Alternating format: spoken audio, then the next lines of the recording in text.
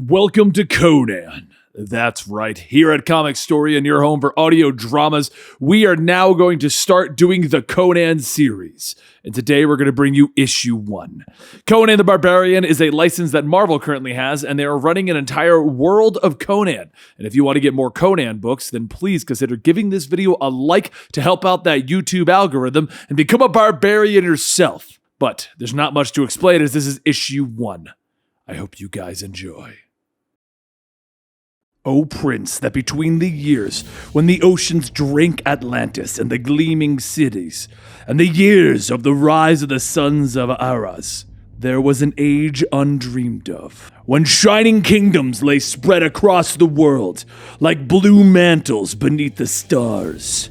Hither came Conan, the Cimmerian, black-haired, sullen-eyed, sword in hand, a thief, a reaver, a slayer, with gigantic melancholies and a gigantic mirth to tread the jeweled thrones of the earth under his sandaled feet. His tale began in the grim cold of Cimmeria to the far north. He was born on the battlefield, his screams mixing with the sounds of death and biting steel. It would be 15 winters before Conan would leave his home, wandering the earth in search of adventure. And the adventure that he found, well, swords and blood, wine and women, powerful sorcerers, and monsters of unspeakable horror. Even a crown would be found by Conan, and such was the life of Conan the Barbarian. Yet this is not a tale of how Conan lived, my friends. This is a story of how he died.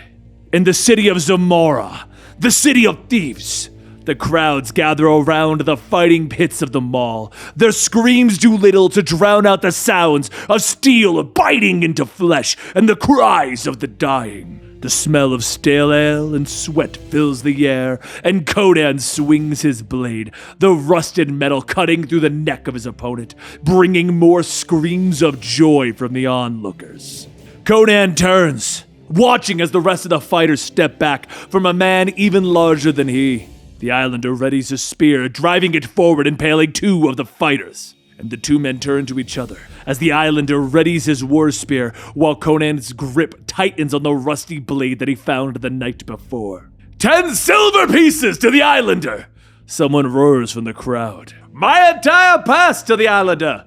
Another joins in. From the crowd of rowdy men, a more silky voice speaks up. I'll take all those bets, she states, her pale skin peeking out from the swaying of her blood-red robes.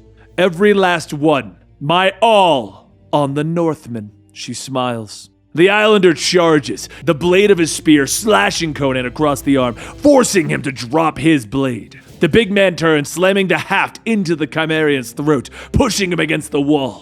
What sad and feeble gods do they worship where you come from, boy? He asks. Whoever you are, you should pray to them. Crom! Conan spits, lashing out, smashing his own forehead against the islander. The spear snaps and the young warrior grabs up the 2 ends, stabbing them into his opponent's chest.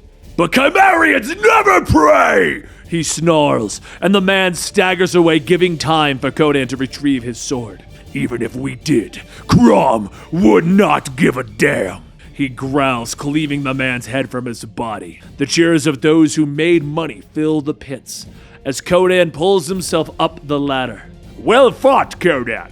How will you take your winnings? The pitmaster asks. The usual. Half in gold, half in wine, Conan tells him. And the Cimmerian sits as the servants come to bind his wounds and rub his sore muscles. Close by, the Red Woman silences those who believed that they wouldn't have to pay her, the blades of her daggers sticking into their backs. Congratulations, Conan. You're a bit sloppy, but I've seen worse. She smiles, snipping across the chamber. Shame to you, Conan notes, taking a few gulps from the mug of wine in his hands. She smiles at him, noting that a more skilled and seasoned fighter would have won quicker, with less of his own blood on the ground, and Conan looks at her, blood flashing in his eyes. Bring me this seasoned fighter of yours, and by Crom, I'll show you all the blood there is to see. He growls lowly. Conan tosses aside his empty tankard, asking the woman what she wants as she begins to stand. Yes, I imagine that you were off to bed for the night. All that clumsy hacking of yours must have rendered you quite exhausted, with no strength left for any more of the rough stuff. She smiles, her fingers tracing along his muscles. And later, in Conan's room, the woman's robes are ripped from her body as Conan pulls her close. She pulls him onto the bed as Conan can feel her hot skin beneath his touch. In what kingdom are there other women like you? He asks as they settle into the bed, her fingers scraping across his back, and he suddenly feels a sharp sting. Oh, there are no more like me, Conan. Not in this world. Not for centuries. She cackles. Conan pulls back, staring in shock at the ancient witch that now lies beneath him. Crob's teeth! He hisses and he struggles from his bed, his hand reaching for his blade, yet his strength has left him and his mind begins to reel. Poison in your nails, he gasps, and the red witch watches him from the bed, a smile pulling up on her face. That will change once the red doom rises again from the blood-drenched abyss, thanks to you, she tells him, and Conan's head hits the ground with blackness filling his mind. In the dark, all he can hear is the sound of the witch's laughter. He awakens with a roar as the witch's knife cuts across his chest, and he tugs hard at the chain that lashes him to the solid stone slab beneath his muscled form. Oh, sorry. That is not the sort of gushing release you were expecting. The witch laughs, and Conan tugs at his bonds, looking around at the candle-lit chamber. Piles of the dead lay on the walls, and a great pit takes up the very center. By Crom, I will cleave you from teeth to tailbone, witch. Where in the hells am I? He demands, and the red witch cackles. They are a league beneath a temple that is more ancient than even Atlantis. And she tells him of how her ox died, carrying him down here. And she used enough poison to kill a baboon just to keep him asleep. But here you are, where so many promising men have gone before you. The witch motions to the pile of bones. And failed. They were great warriors, one and all. The men who faced death many times over and lived to tell the bloody tale just like you, Conan of Chimeria. But your tale ends here, I'm afraid. As the woman speaks, Conan begins to pull at his bonds, his muscles bulging under the strain. And finally, he begins to feel one of the chains loosen. Welcome to the tower of the almighty Razazel, archdemon of the Elder Night, the witch tells him. For ages, I've been searching for blood strong enough to conjure my Dark Lord back into this world. The more a great warrior cheats death, the mightier his blood becomes. My lord needs that blood to climb out of the abyss, the blood of a man who refuses to die. She smiles at him, reaching forward with her knife to test whether the young warrior's blood is to her Dark Lord's liking. The blade slices into his skin, dripping out to touch the roots that line the chamber. They begin to pulse as if a living vein, taking on a reddish hue. The witch's laughter begins to fill the chamber. Yes, at last! She yells. The blood root approves! Razazel, here's my call! The blood drips downward into the deep chasm in the center of the chamber.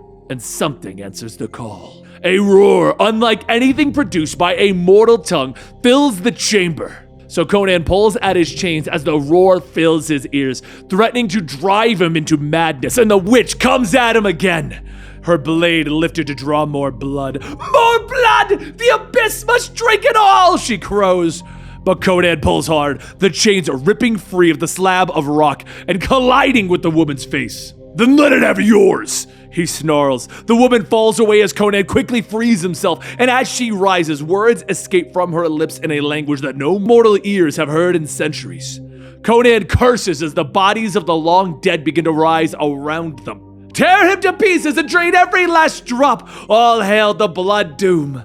The witch cries and the undead move against Conan, who lashes out with foot and hand, feeling the dead flesh beneath him soft and jelly-like. But the teeth and nails that reach for him are hardened with age, and the hunger in their dead eyes is clear.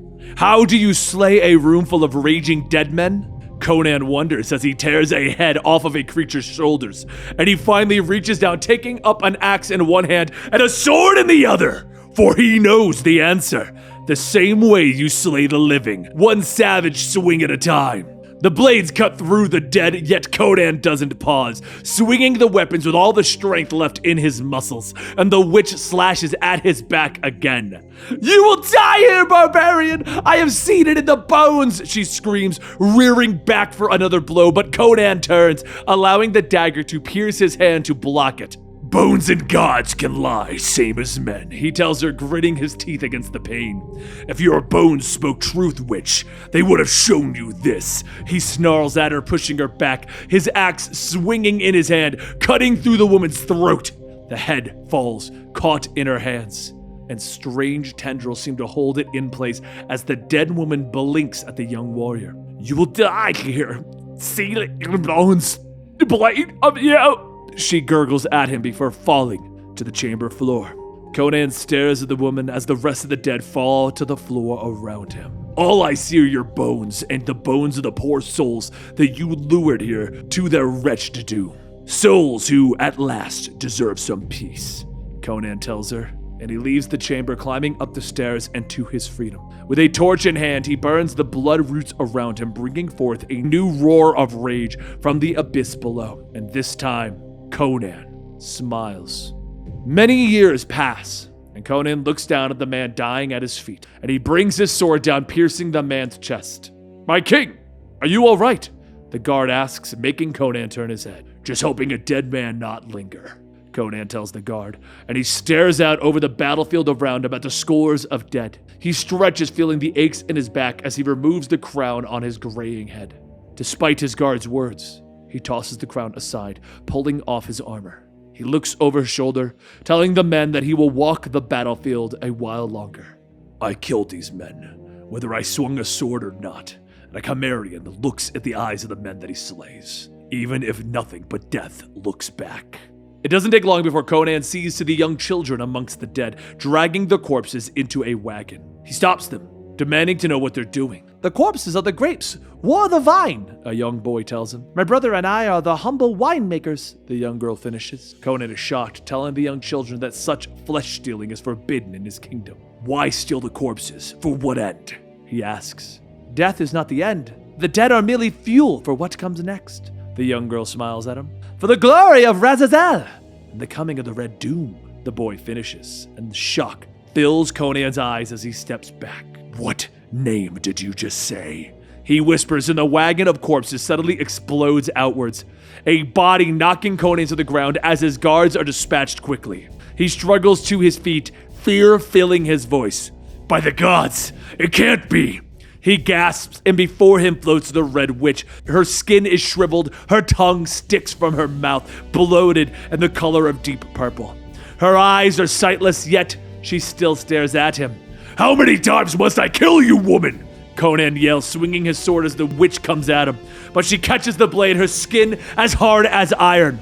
"Hell, woman! Losing your head certainly hasn't improved your..." But the words are cut off as Conan is tossed aside. Struggling to his feet, he reaches for his sword once more, but he stops as blades are sunk into his back, bringing forth cries of pain as he collapses. The children, they all stand over him, smiles on their faces. "It is a long ride down to the tower," the boy notes. "At least your work will finally be done, mother." The young girl smiles. "And King Conan will be dead."